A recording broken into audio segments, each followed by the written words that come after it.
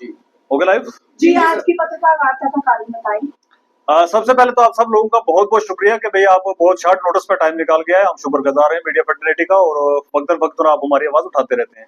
आज का जो प्रेस कॉन्फ्रेंस करने का हमारा मुद्दा है वो सिर्फ एक है कि भाई भारतीय जनता पार्टी ने जम्मू के डोगराओं को, जम्मू कश्मीर के गुजरों को, जम्मू कश्मीर के पहाड़ी जो हमारे भाई हैं उनको बेवकूफ बनाने का काम किया। ये हमारा सीधा जो है उन पर ये इल्जाम है।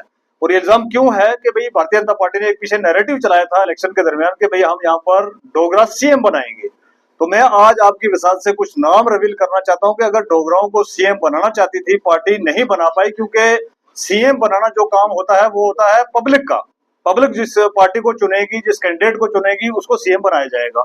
लेकिन यहाँ अभी हमारे यहाँ एलजी प्रशासन जो चल रहा है, क्योंकि हम यूटी में हैं, यूटी कन्वर्ट करके स्टेट को तोड़ के यूटी बनाया गया है, तो यूटी के अंदर अगर आपको सीएम नहीं बना पाई, पब्लिक ने सीएम नहीं बना पाया, तो कम से कम आपके पास एक ऑप्शन है कि यहाँ पर एलजी जो है वो डोगराओं को दे दिया जाए।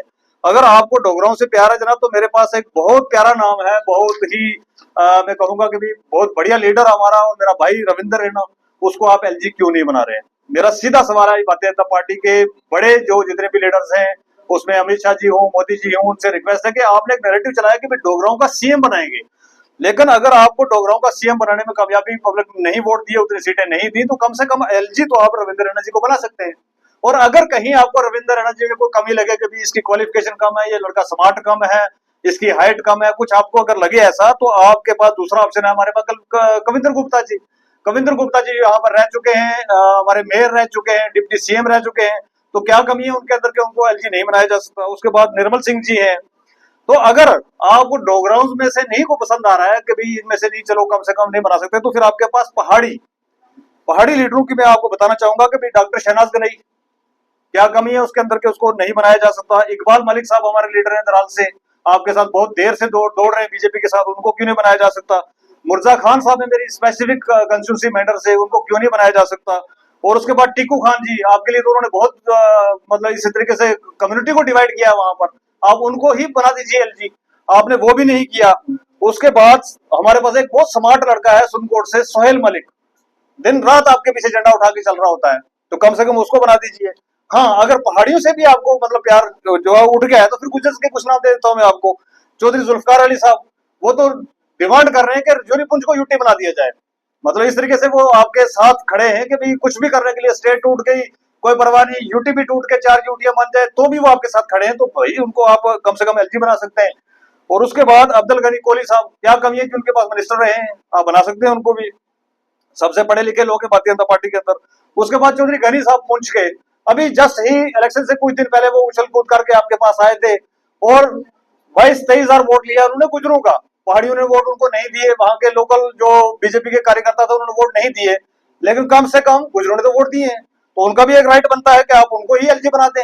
और दूसरी, आज की प्रेस कॉन्फ्रेंस के विषय से मैं ये कहना चाहूंगा कि अगर आप ये सब काम नहीं कर सकते हैं, तो आप बताइए कि भैया आपका स्टैंड क्या है पहाड़ियों को लेके, डोगराओं को लेके, गुजरों को लेके, जिनको आपस में आपने आज तक लड़ा के रखा था, उनके लिए स्टैंड क्या है? क्योंकि एलजी जब बनाना होता है तो तब आप लेके आएंगे बाहर किसी स्टेट से उठा के किसी भी आदमी को लेके आएंगे जिसकी क्वालिफिकेशन का हमें पता नहीं, जो रहता कहाँ है उसका पता नहीं, और एक संवैधानिक तरीके से उसको ला के यहाँ पर हमारे में थोप दिया जाएगा।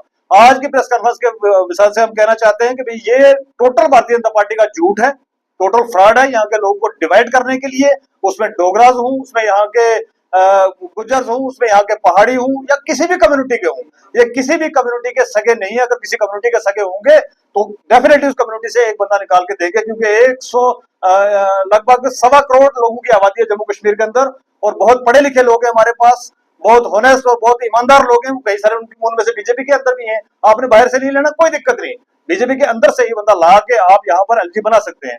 और आज की प्रेस कॉन्फ्रेंस के विषय से हम कहना चाहेंगे कि झूठ बोलना जो आप बंद करें, क्योंकि आपके झूठ आप एक्सपोज हो चुके हैं। बहुत जल्दी जो है यहाँ का स्टेटहुड रिस्टोर किया जाए, कल क्योंकि सरकार बनने जा रही है, सरकार बनते ही यहाँ के स्टेटहुड रिस्टोर किया जाए, ताकि यहाँ के आम मजलूम गरीब जो लोग हैं, वो चाहे हिंदू हो, चाहे मुसलमान हो, चाहे डोगरा हो, चाहे पहाड़ी हो, चाहे गुज्जर हो, उनके काम हो।